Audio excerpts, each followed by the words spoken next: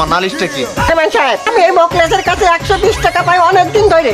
শুধু পাই কি এই দিতে বই এই করতে করতে 4 দিন গেছে, এখন পর্যন্ত দিনই কত বড় বাটপার। আমি ওরে কেন টাকা দিনি সেই কথা আপনার সামনে বলতে বাধ্য না। কি বললি তুই?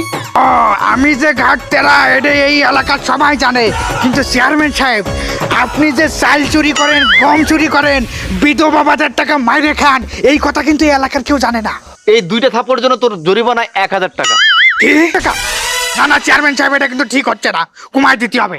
কোনো ছাড় হবে না, প্রত্যেকটা থাপ্পড়ের জন্য 500 টাকা দিবি। 2টা থাপ্পড় দিছি, 1000 টাকা দিবি। তাই না? জরিমানা দিতে হবে, কায়দা করে জরিমানা দিচ্ছি। এই নে তোর 1000 টাকা, এদিকে সর। এই যে চেয়ারম্যান সাহেব, আপনার জন্য 1000 টাকা। আরে আমার তো টাকা দেওয়া লাগবে না, ওকে টাকা দিছই। আপনার টাকা দিয়া লাগবে বাবা। এই যে এই তুই আমার চল মালিকা। ওইটা তো 500 টাকা দিলাম, জরিমানা তো আগেই দিছি। আর এই আর একটা 1000 টাকা।